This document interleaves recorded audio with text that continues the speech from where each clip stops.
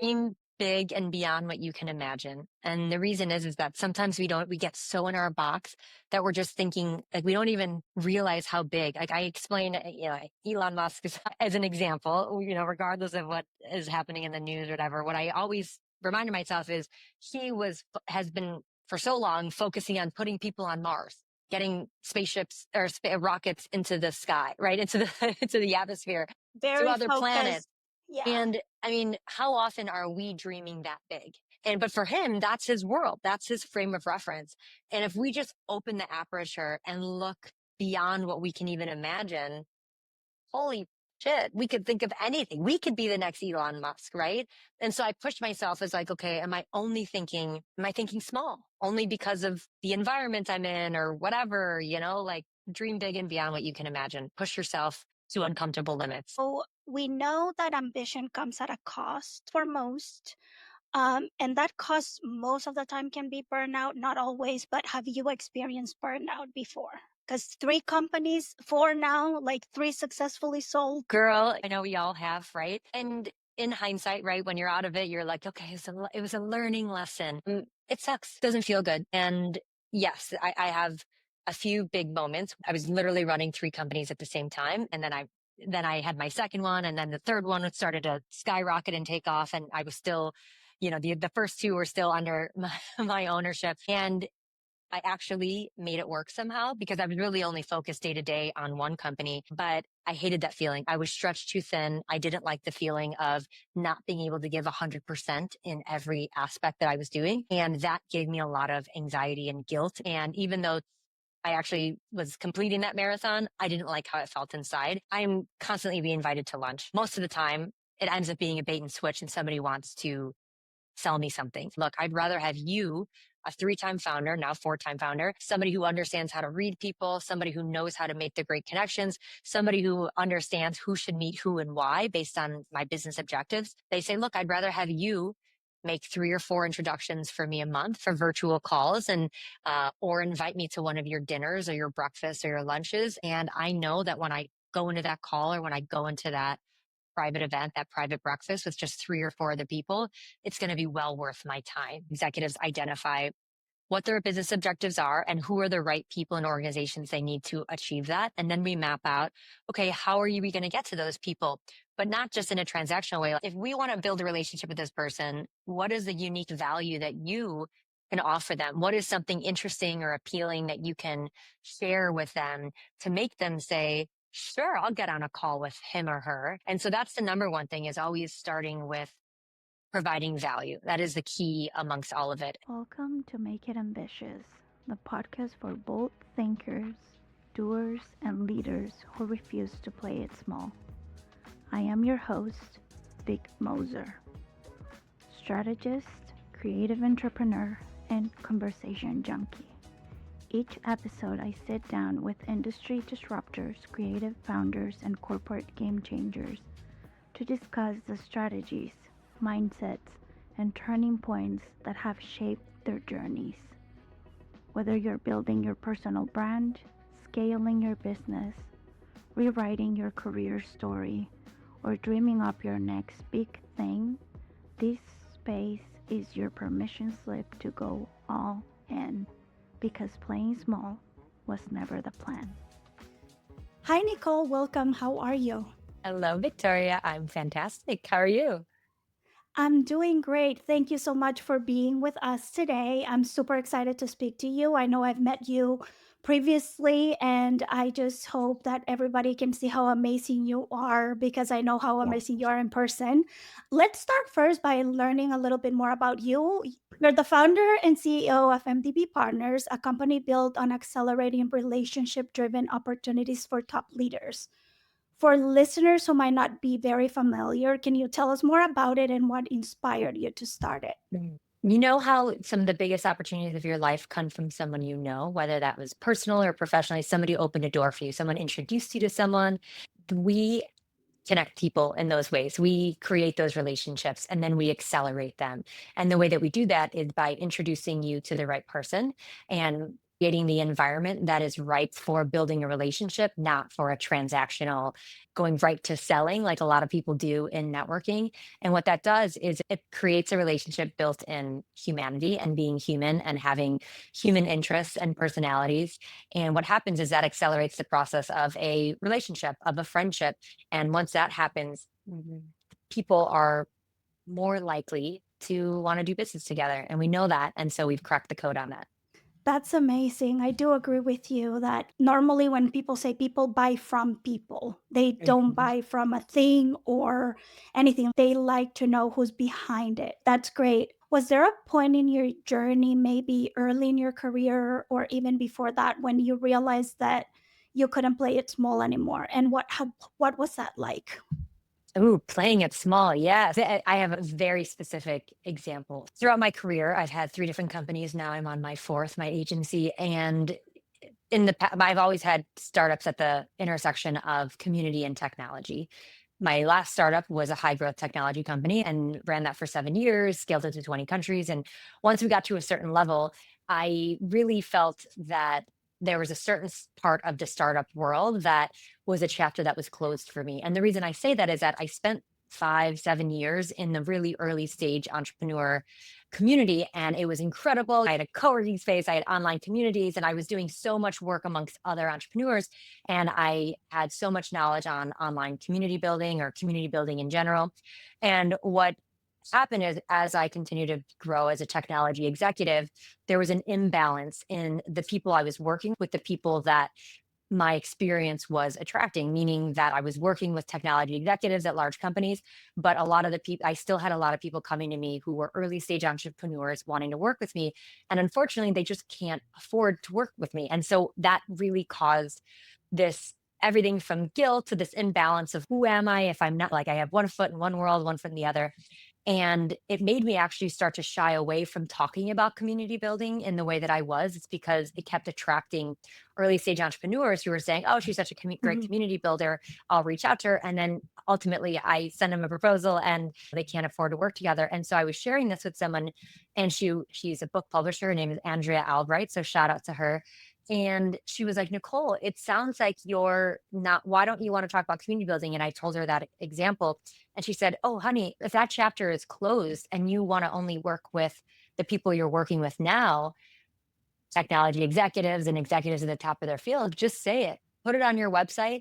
Say you're the best activation agency in the world that works with top executives." And it sounds so simple, but what happened is that I had not owned that. I had not said, "Hey, this is who Mm. I am.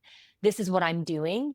And it was leaving room for interpretation by people because I wasn't talking about, "Hey, I work with top executives." I was just saying, "Hey, I'm a great community builder." And as a lot of entrepreneurs love community building. So once I started saying working with top executives, it allowed people to self select in. But on the other thing, I didn't just turn my back on stage entrepreneurs because I was one for so long. So what I did is I wrote a book, an ebook called How to Plan and Launch an Online Community, so I could download all of my knowledge and give it to people. So now if anybody asks me, I'd say, "Hey, just here's a copy of my ebook," and it's all my information. So it allowed me to really close one door on an earlier chapter, open another one, but also still have provide value. So I didn't just move on without contributing everything that I learned. For sure. And can you expand a little bit on, was the change like immediate in the sense of like you realized it and you were like, "Oh, I gotta do it right now"? Or was it more like a quiet little creeping realization that gradually started growing louder and louder for you? It was part of a 1 year evolution. And the reason I say that is that I put myself through that. And so a year ago, I moved on from the last organization I was with, and I told myself, I'm not going to just take inbound opportunities because they're coming to me. I want to only take on roles where I am in my zone of genius and I'm in full alignment with what my superpowers are, how I want to be spending my time, how I want to be working with people, what's the impact I want to make. And I put myself on what turned out to be a 1 year evolution of answering those questions, which is, what are the unique superpowers I have that I want to lean into? Because we all have superpowers, but sometimes we grow out of the ones that we've been using for a while. Sometimes we don't want to be doing those. And sometimes we have to rediscover what those are and feel confident. And so I put myself through a journey of saying, I'm going to identify the specific superpower superpowers that I have that I want to use. And then I'm going to identify who are the best people and organizations I can serve with those. And then in what format do I want to serve them? Meaning, how do I offer those services? And once I went through those three stages, then I hit the fourth one, which is, okay, what is the future impact I want to have? And so those were the four stages of my evolution. And look, no one pushed me to do it. I've always had great opportunities come in. Like I said, I've had 3 companies before this. But what I realized was like, if you jump from lily pad to lily pad in life because it starts floating by and it's really appealing. And of course, it's like a good thing. But what I said is, I now want to be in full control, meaning I'm creating the next opportunity versus waiting for them to come to me. Yeah, for sure. I think that's so valuable. And I love how you mentioned that just tweaking a little bit of your language, I think is a good marketing thing for everybody out there who is not getting the results that they are seeing, to just tweak it, the language. It doesn't have to be rebuilt or anything. Just if you tweak it so that you're speaking to the right people, then the right people will come to you. So that's a testament to that. That is so great to hear. So you described your superpower as connecting executives to the right people. Where did that come from for you? And how do you keep it sharp in a world now where everything is digital and just mainly automated most of the time? I love that you brought up the point about in a world that's digital and mostly automated, because there are so many great AI tools out there that allow us to network quicker or more efficiently. But ultimately, what happens is that connection still needs to happen amongst two humans.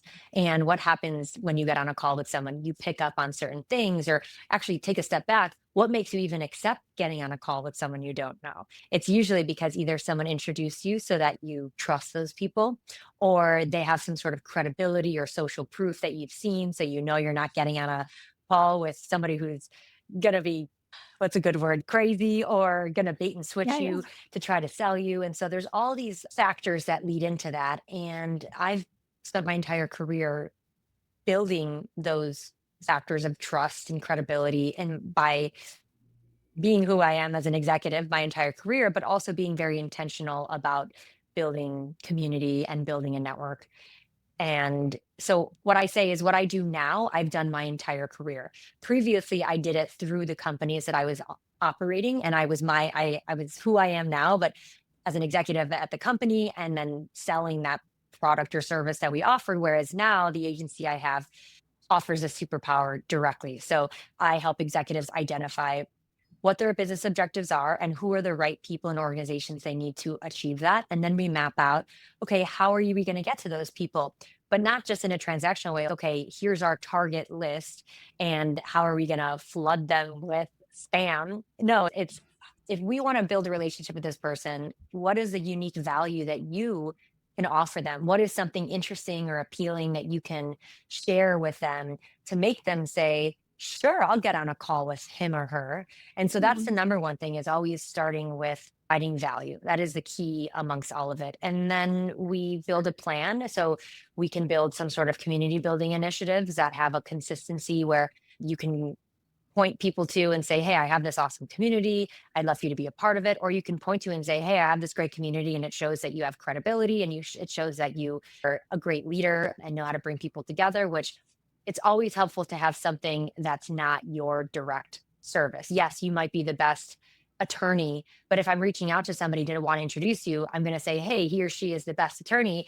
But side note, they also are amazing at A, B, and C, or they have this really interesting podcast, just like you, Victoria. It's helping them to identify their unique value, identifying and creating something of consistency, like a community, like a private network, like a series of private events that brings the right people to them. And then it's all about positioning publicly. How do you share that information that's not salesy or self-promotional, but really provides value to other people? And so when you're posting about it, are you phrasing it as, hey, here's this thing I did, and I'm just posting about it to show it? Or is it, hey, here's this thing that I did or was a part of, and here are my key takeaways, or here are some things that I learned, or here's what I can offer as an insight as a result, so that you're always, again, leading with value. And that, when you do that consistently over time, it brings people directly to you, to be honest, because that's what I did in my own companies, is it created inbound opportunities ones that literally show up in your email.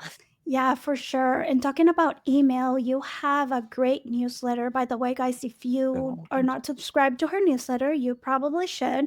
I saw the recent message come through of you mentioning how even though there's all of these mandates to go back in person and maybe a lot of more in-person events for companies and all of that, you mentioned that online networking is not going to be going anywhere. It's actually just going to get amplified even more. Can you touch up on that a little bit more on where you think it's going and why? So I have 10 trends for the future of networking, which I've identified and I'm releasing. So thank you for reading the newsletter. And the objective is to show people what's coming in AI and how it's going to affect how we build relationships professionally. So how it's going to affect how we network and get ahead, quite frankly. And so this trend is trend, I believe you're talking about trend number 4, which is remote by default, in person by design, meaning the world is Mhm. doing more and more remote meetings. Even though people are going back to the office, we're still doing a lot more Zooms than we used to. And so the default is, hey, it's a lot quicker to have a bunch of calls during the day than to have even one lunch or 1 or 2 in-person meetings with travel time and everything. It just takes, I would certainly prefer 3 Zooms in the hour that it takes, an hour and a half that it might take to have a lunch, maybe add on another half an hour for travel. And so when you do go in person, it shows that you value that person and that, I'm sorry, maybe I shouldn't say value. It shows that person is very important to you. The business or the purpose of the meeting is very important. It signals if you're going to an event or you're participating in a group or in a community, it's showing, hey, this person showed up. And if you think about it, we've always been showing up to things, but now when so many people, especially so many founders, are traveling the world, or we hear of tech billionaires who are just working out of their bunker, when they actually show up for things, it sends a signal. And we're going to default to networking and productivity apps that supercharge us. So during the day, I can be hyper productive, which means that the temptation is to stay at home all day long because you could be even more productive. And so what you do in person better be worth it. Yeah, I love that. I think it makes sense. Like you're using the AI tools and all of the online to build the trust. Once you Yes. have the trust, then you realize, okay, now I trust this person. I know what I'm getting. There's a reason for me to actually drive, especially in Miami traffic, and go somewhere and do all of that. So it totally tracks, I think. But you've worked with a lot of different leaders in a lot of different industries. So what's the most common way that they get networking or relationship building wrong, in your opinion? Once you get to a certain level, executives don't want to be going to networking events. They're just not going to go because for a few reasons. One, they're extremely busy. Two, whether they say it or not explicitly, they don't want to take a chance going to an event where there's a lot of people who are in earlier stages of their career, because once an executive gets to the very top, or they have a lot of experience, they have a lot of wisdom. It's not that they don't want to keep learning, but it's that a lot of times when they go into places that it's an uneven balance, they get either bombarded with sales pitches or questions of all different flavors, and it might not be comfortable for them, and they might also feel like they are outnumbered. If, for example, there's some networking events where they try to bring founders and investors. You know what happens there. Founders are going to flock to the investors and be pitching. And I certainly wouldn't want to be in a room where there's a target on my back and people are asking me for money unless I want to, or it's the right environment to do. But anyway, so executives, what happens is they either don't do networking at all, and they only rely on the serendipitous introductions or invitations for when they're speaking at an event, and then maybe they meet other people on the panel. So I think at the very top, executives start to no longer prioritize it just because they get so busy. But that's exactly why they work with me and with our agency. And the reason is they say, look, Nicole, I'm constantly being invited to lunch. Most of the time, it ends up being a bait and switch, and somebody wants to sell me something. The thing is, I want to meet other people. I want to meet other executives at my level or above or slightly below so I can have great conversations and professional peers. I just don't want to risk doing it on my own and sitting at a lunch that turns into a sales pitch when I thought it was going to be something more pleasant. And so they say, look, I'd rather have you a 3-time founder, now 4-time founder, somebody who understands how to read people, somebody who knows how to make the great connections, somebody who understands who should meet who and why based on my business objectives. They say, look, I'd rather have you make 3 or 4 introductions for me a month for virtual calls, and or invite me to one of your dinners or your breakfasts or your lunches. And I know that when I go into that call or when I go into that private event, that private breakfast with just 3 or 4 other people, it's going to be well worth my time. And so they trust, you know how it is. You once you get to a certain point, you say, I only want the best and I want to trust the best. 100%. I'm like that in my personal life too, actually. I'm like, if sometimes you have a lot of people or a lot of friends or just a lot of people around you, and for me now it's more like the least amount of people the better, and just quality people. So I totally understand. Even on a personal level, you've created some spaces where one conversation can alter somebody's career, literally. So what makes those rooms feel magnetic? What do you think makes them feel that way? There's a few things. I think first is who's organizing it. And we know that there's a lot of events being hosted by companies, and that's okay, right? They want to connect with potential clients or potential partners. But how is that phrased? Is it was sponsoring this event of someone else's community, or is it sponsoring this? But guess what? There's also going to be a presentation for 30 minutes once you arrive. And so I think the biggest thing is, or if it's an individual, who is that individual? What is their backstory? Why are they uniquely positioned to be the person hosting that event? What can they contribute that's of unique value to the people who attend? So I think setting the groundwork and making sure that intention and that representation is correct and accurate. Then the second part of it is the actual curation of the guest list, who should attend and why. And I'm a big fan of small events. I think a lot of times people, and there's no right or wrong, right? I have such respect for people who have very large events because it takes so much time. And I'm the first to say I am not an event organizer. I am a connector that happens to bring people together. So call it an event, but I'd call it a very small event. But the curation of the guest list, meaning who are the right people to be in that room. And sometimes, yes, sometimes it makes sense to have all of the exact same demographic there.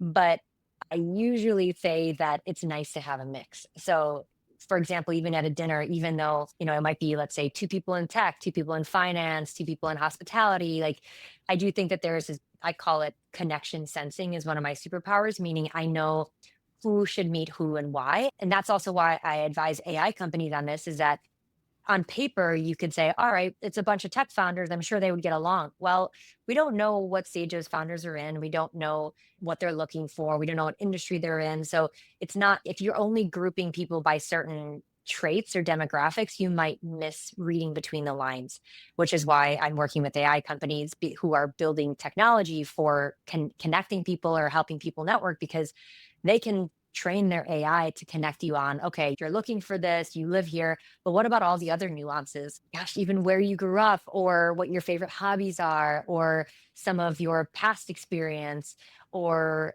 yes, there's so many nuances. You know how it is when you have a conversation with someone and you uncover things through small talk. A lot of companies just aren't programming for that yet. And so I think understanding those things. And then the final thing is the actual on-site, which is making sure that people are led through conversations that will make them feel comfortable, excited, expand their mind. And you're not there to dominate the conversation, but you definitely are there as a host to help curate it. And also the things like making sure that everyone is recognized in some way, which is why when I do a lot of my events, I will personally introduce each person at the table just so that there's something beyond what people are seeing on their LinkedIn bio to help people feel really seen as a human. I totally understand that. I feel like a lot of events can feel very transactional for some reason. And that's the reason I don't like going to them myself. Sometimes I have to pump myself up to go. I'm like, you're going because you have to go, like, it's fine. But then when I get there, I'm like, okay, the same thing again. And it just feels so transactional. And like you mentioned, like that human connection where you actually I don't even know. I think the first time I met you, you were wearing these beautiful shoes or some, I don't know. If I don't see you in person and I can just connect with you on your sense of fashion, for example, which I loved, and or things like that, it's just so much more difficult to Mhm. truly trust someone when you don't have those little tiny moments. I totally understand that. Do you think that's the biggest blind spot that these companies are having? Because you said you mentioned you advise AI companies and AI platforms. Do you think that's like the biggest blind spot they have, or one of them at least? I think the biggest thing there's no company, I believe, right now that has solved what we're trying to solve, which is to help humans network effectively. And the reason is that Mm. there's so many nuances. And do we do we want to solve for that? Are we ever going to be able to solve that? And I don't know. Not that I don't want it to happen. I want us to have AI networking tools that help us do things better and more efficiently so that we can get to the right people and have those conversations and like quicker because that's what we're getting to. But I do think that, well, I know that companies, they're saying, how do I program my technology and build my technology to do what humans can do? So you mentioned trust. Trust is going to be bigger and more important than ever in an age of AI because as all this stuff floods the market, we're going to ask ourselves, who created this app? Where is our data going? Is this person real? I just heard on Spotify that there was one of the albums went to number one and it ended up being an AI company or an AI band, completely AI band, and they had a number one hit. And I'm not knocking it because I actually think that's really interesting and cool from a creative perspective. It was still created by a human who told it how to build or how to, what's it called, produce the album and the songs and the creative direction of it. But what happened is like people got very upset because they started listening to this band and they thought it was this real band. And then they realized that it was all AI. And so I think that people are going to be craving understanding what's happening behind the scenes and the companies that are more proactive about how they build their technology, where the data is going, how they're connecting people and Mhm. why, that's going to be really important. But also just the ones that pick up on the things that you and I pick up on when we're on a conversation. What are the jokes that someone makes? How do they maybe they pause and when one person pauses, it might be because they're thinking, but when someone else pauses, maybe it's because they're very uncomfortable. And is the AI going to pick up on that, or are we as humans only capable of picking up on that at this point in time?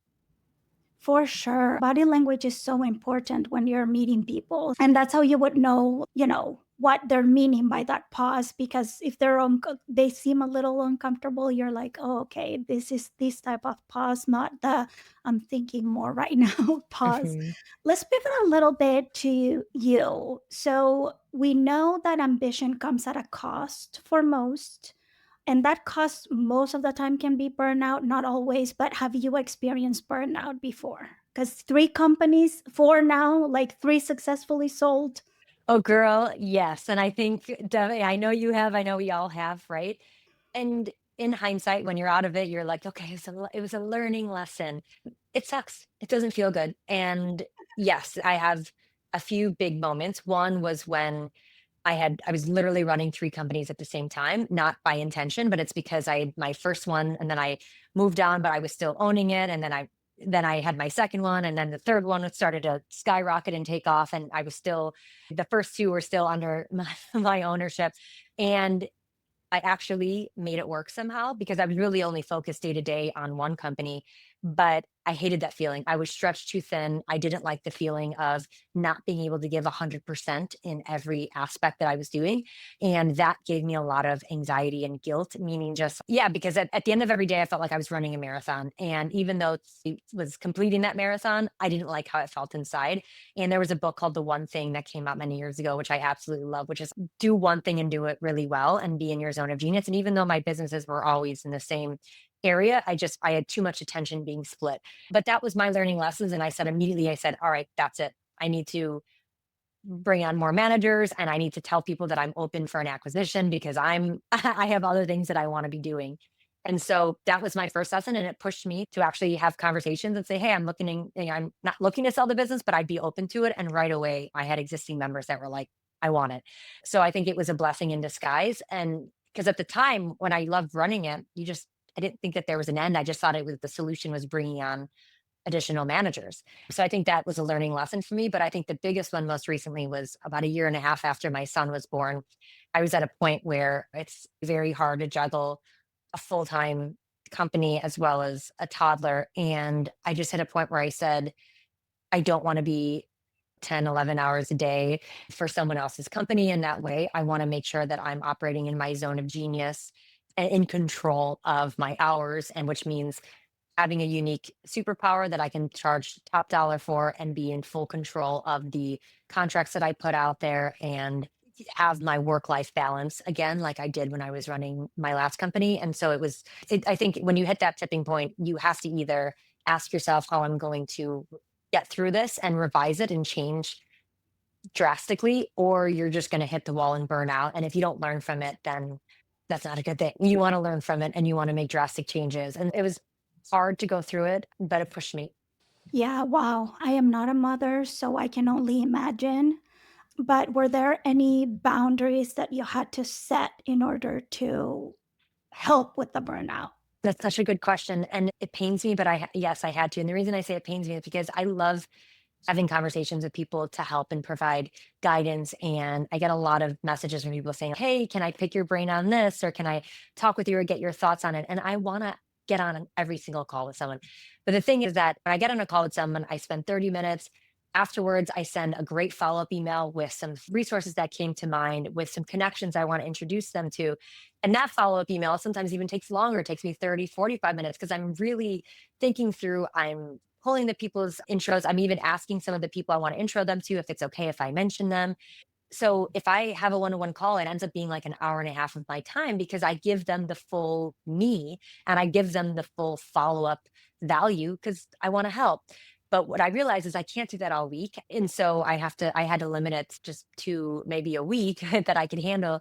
And that also meant that I couldn't say yes to everything, especially once I became a mom. And I think that was the hardest thing for me, is because when before I was a mom, it was like, all right, everything coming through, bam, scheduled, doing it, I'm making it work. Like you love it. It's a thrill. But what I realized, which was the last tipping point I had, the last burnout, was that I kept trying to be that person when I also really valued coming home and wanting to be present with my son and not wanting to work after he went to sleep unless I wanted to work. Whereas before having a kid, I would just work till 11, 12, 1 in the morning if I wanted to, because I could sleep in an hour. I didn't have guilt, but now it's, I want to be with my son. I want to have dinner with my family, and absolutely setting boundaries. And I think that also comes to friendships, right? You have run so many Yeah. great communities, and I am privileged to know a lot of incredible people.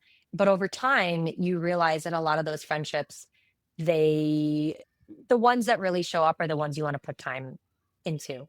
And I used to think, no, what I've noticed, I've always had my best friends, but what I've noticed is as I've met so many people, there's the people who really try to show up and be there for you, and I will make room for them. But for the other ones that are, they show up here and there and they're always asking things of you, or things change and you're just in different life situations. I think that was another thing that I had to come to terms with, which is I have to place time on the people I love the most. And I can't do it everything for everything, everything for everyone. Totally. Biggest lesson, I think, from what I heard is be intentional with your time and be intentional with the follow ups after you have time with people. Yeah. And I love that because I think that's so important. And like you said, sometimes I don't know you so much personally. I hopefully eventually one day maybe I will, but I feel like from what you're speaking to, when you are a good friend yourself, I think you should be intentional with your time on who you're giving your time to as well. Because if Mhm. you're a good friend, you should just prioritize the people who are also good friends back to you. That's a lesson that I learned very late in my life, actually. I wish I would have learned it sooner because I would also spread myself so thin. I don't have a baby like you, but yeah, But you're I would, very busy and you're doing so. if somebody wanted, yeah, exactly. If somebody wanted me to go to their party or go to this or just support them, if they were speaking at an event or anything, if my friend wants me to be there, I am there. If they're my true friend, I show up. So yeah, I totally get that. So you run an activator network. and you said it was a community of movement builders. What does an activator mean? And how would you guide someone ready to step into that type of role? So I identified an activator as a person who is a community builder, a super connector, somebody who loves connecting people, making introductions, someone who knows a lot of people, or a leader of a movement. Often they're all three. And by leader of a movement, I mean somebody who stands for Mhm. something that, they really believe in, and there are people know them as, oh, she's or he is that person that represents this group or is on a mission to do so and so, to do such and such.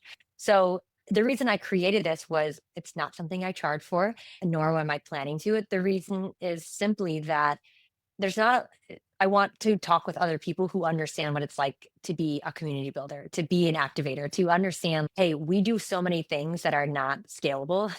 There's so many things that are really hard to quantify the return on our investment of time, but we not only do it because it's who we are, but we want to do it. Like that's another reason why when I get off a call with someone, I love a good follow-up email because it shows so many ideas come to mind to me when I am talking to someone that I write the notes and then afterwards I'm like, oh, here's that podcast I recommend.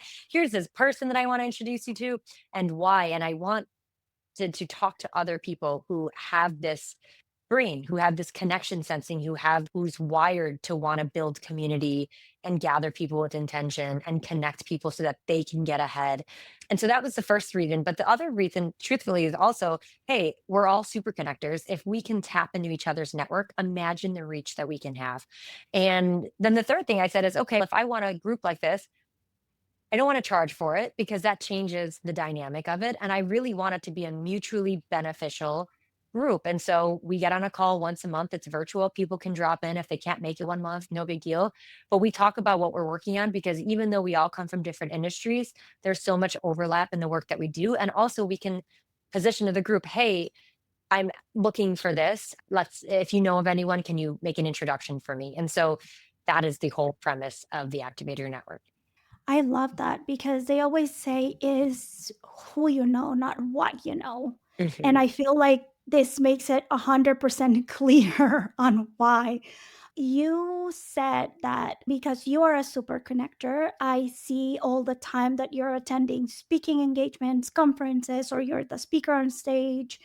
But for people who are trying to be more intentional, especially parents or people navigating with limited resources, how do you normally decide what's worth your time to go to and your energy? Yeah. First is what is your objective? What are you looking for? Because look, it is okay to say, I want to network so that I can meet people to advance my career, to move my business forward, to potentially have opportunities to speak. It's okay to say that. What's not okay is the transactional way to go about it, right? So it's okay to first and foremost say, I have goals that I want to hit. And I know that people can help me reach those goals. So as long as you know what those are, write those down and ask yourself, okay, what is the path that's going to get me there? And if you don't know what that path is, that's okay either because people can help you identify that. So let's say it's clients, right? Like clients or partnership. This is an easy one. Most people want this anyways. I would say, okay, who do I want to connect and why? Okay, then you identify where those people are. All right, that's easy. People can put that together. Like, how do I identify where my client is, where my target demographic is, and I'm going to go to those places. But this is what is, I think, what kind of sets people apart is okay, let's say you're going to a conference. What do you do in advance to prepare for that conference? Are you looking who's the speakers? Are you trying to connect with them in advance on LinkedIn or just in advance in general? Maybe you're sending them an email. But the thing is, what are you saying in that email? Are you saying, hey, so and so, I saw you're speaking at the conference. Let's grab coffee at the event. To be honest, if I'm speaking at an event and someone says that, I'm going to be like, why? I don't know who you are, right? Maybe they say sure because they want to also meet people. But I would start with something like, hey, so I saw you're speaking at an event. I looked at your background. Wow, you are so well positioned for this topic. I'm interested to hear your thoughts on this topic relevant to what you're speaking on. Regardless, or hope to see you, or hope that we run into each other at the events, and good luck. Wow, what a personalized, friendly, encouraging, supportive message to get. So Yes. whether that person responds to you or not, they hopefully one day they see it and they're like, oh, that was really nice. And maybe they do respond. Maybe they say, hey, thanks, Victoria. Really appreciate the note. And then if you see that person at a conference, you could say, hi, Victoria. I saw you speak and I really like what you said. And they, oh, what's your name? Oh, I saw you connected to me on LinkedIn. And yet that's how you set the stage. You set the tone where in advance, this person is like, this is a friendly person. It's safe here. Because I've definitely spoken at some stages where I get a message in advance and it's somebody saying, hey, can I have 15 minutes of your time to talk about, or I just got one the other day. Can you look at my pitch deck and help me find investors? What? Who are you? Why would I just take 10 minutes of my time to look at your pitch deck and then randomly introduce you to people that I know and trust and tell them that they should invest their hard-earned money in you, stranger. So I only say that as a joke, but think about how it is conveyed. And so I think the preparation for where you're going, whether it's a conference or just a networking event, like it starts from the second you say you're going to go to that event. And then there's so many other things. I'll keep it short. If you're introverted, maybe going to an event with 100 people where you're just supposed to go up and introduce yourself is not helpful for you because you're super introverted and that's really hard. Doesn't mean you don't have to network. Maybe find some online communities. Maybe there's some smaller groups that you can go to. Maybe you can ask the organizer in advance if you can help volunteer. Like these are things that anyone can do. Now, of course, once we get to where my clients are, that's very niche. And those tactics are very specific to top executives. But I like to give examples of things that are very relatable to everybody. I think everybody listening will probably take that advice. And so thank you for sharing that. It's very valuable. And I love what you said because it goes back to what you mentioned previously. Be intentional with your time and with your relationships. So if you're trying to talk to this person, be intentional about it. Get to know them a little bit, even though you don't know them in person yet, so that then there can be a real connection when you meet them in person. Totally. Yeah. I totally get that. Okay, so let's pivot into success and ambition. What's one belief about ambition or success that no longer serves you, and what has replaced it instead? That I can't be super successful and also a super mom. And the reason I say that is that there was definitely a point where I said, okay, everything is in balance. I have this amazing family and I have great clients, but I was like, I know that I want to keep growing my business. And there was a part of me subconsciously that was like, okay, but if you do that, you might be busier. You might have to travel more. You have to do this. And I subconsciously was thinking that was going to affect me being a mom because I value quality time and I value my presence and not being stressed out when I'm with my family. And I had to say, no, mom needs to fill her cup to feel, to also be super mom as well. And so also super mom looks different in every family. Every mom is different in personality and how they show love and everything. And so I just tell myself, my son loves me so much. like I give so much love. And that doesn't mean that mom can't also continue to climb. And so that was the thing that I had to get behind and say, I can do both. Yeah, you have to be good yourself before you can be a good mom. If you're not okay yourself, how can you be a good mom? I am not a mother, but I've heard a lot of moms say the mom guilt is crazy. Real, crazy Everything real. you do, it comes into everything. Debilitating. Yes, I'm laying over here. Maybe I should be doing something for my kid right now instead of, but you need it, right? You need the rest. You need the time. You need to be okay yourself first so you can be a good mom. I heard the CEO, I think it was the CEO of TIAA, who said something in an interview about that. She said, I had to learn to be okay with the fact that like I cannot be 100% at everything.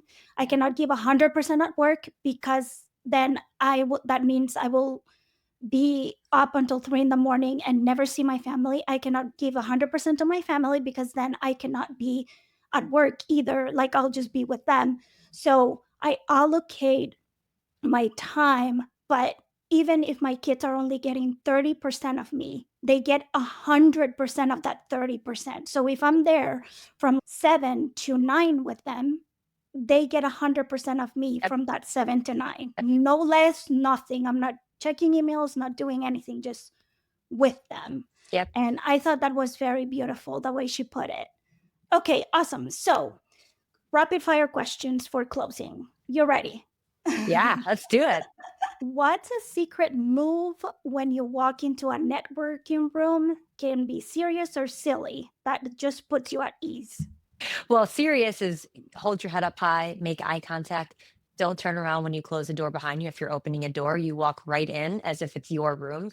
Something silly though is I always do self-deprecating jokes. So if you walk up to a table, I'll say, "Hey, I know it's weird, but to jump in, but can I jump in?" And hope I didn't interrupt what you were talking about. Make a joke, talk about how awkward it is, make people laugh. Oh, that's nice. I like that. I'm going to use that for sure moving forward. What's one ambition you're chasing now that gives you a little bit of butterflies, like in a good way? There's a few large media organizations that I want to pitch to have a column on the future of networking. And so that is my objective. And that I know I will reach it. It's just gotta do the work to get there. I love that. What's something you're proud of that does not live on your LinkedIn? I've been to more than, I think, 55 countries. And although that's not a lot compared to so many people who travel a lot, for me, it's not a lot of it was for work. It was all for personal. And so I've really, majority is for personal, I really prioritize that because I appreciate learning and culture. And for me, travel is the number one thing I want to do. So I think I'm very proud of, and it's a great variety of countries too, I'll say. I love that. Have you been to all continents then? Yes, except for Antarctica.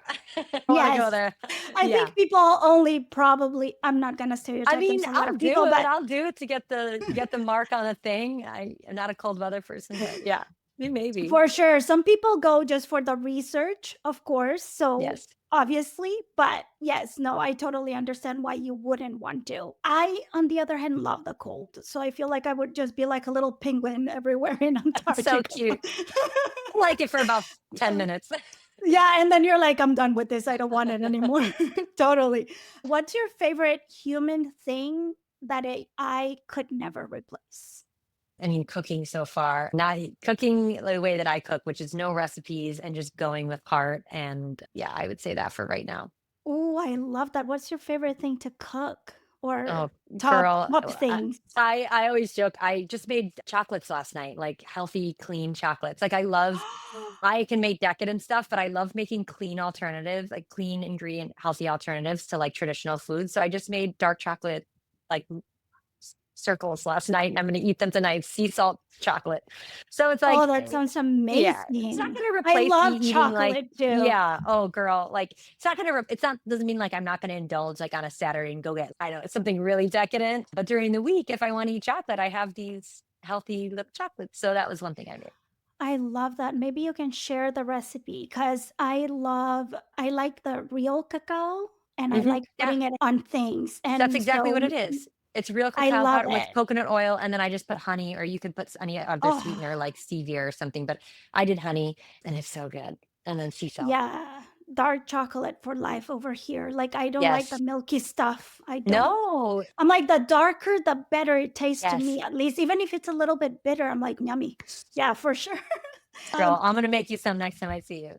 oh, yay. I will love that. Okay, last question. Do you have a mantra or quote that keeps you going right now? Like, what Hmm. is it at this moment in your life? Dream big and beyond what you can imagine. And the reason is that sometimes we get so in our box that we're just thinking, we don't even realize how big. Like I explain Elon Musk as an example, regardless of what is happening in the news or whatever. What I always reminded myself is has been for so long focusing on putting people on Mars, getting spaceships or rockets into the sky, right? Into the atmosphere, to Very other planets. focused. Yeah. And how often are we dreaming that big? But for him, that's his world, that's his frame of reference. And if we just open the aperture and look beyond what we can even imagine, holy shit, we could think of anything. We could be the next Elon Musk, right? And so I pushed myself as, okay, am I thinking small only because of the environment I'm in or whatever? Like, dream big and beyond what you can imagine. Push yourself to uncomfortable limits. I love that. I'm actually going to take that because I just released my first video actually, and I was Yay, so congrats. nervous to even post it. I was like, Send no, it it to looks me. bad. I could do this, I could do that, I could do the other. But I'm like, 15 years, Victoria, you've been waiting 15 years. It was my birthday recently. And I was like, you're releasing it. Like, it's your birthday gift to yourself. Get it over with. So I did Wow. it. Like, so I get it. Yeah, that's not huge going to space, but I'm like, dude, But it's big for dream you. big. Yes. It was huge for me. Like, the mountain was huge for me. But That is yeah, awesome. awesome. Nicole, you've built so many businesses, movements, and reminded us that connection isn't just optional, but a business strategy. So thank you so much for showing us that relationships are very important, not just to trust people and scale your businesses, but also just to live with purpose. So thank you so much for Thank you, Victoria. Thank coming. you for having me. It's an honor. It's so wonderful to see you. You are uniquely equipped to be doing this because you have so much experience in bringing people together and community building. And you're so passionate and dedicated and determined that in what you do, you've always been like that from the second I met you. So I'm glad to see you pursuing this. And congratulations on dropping that video. And I want to see it. So please send it to me. I will.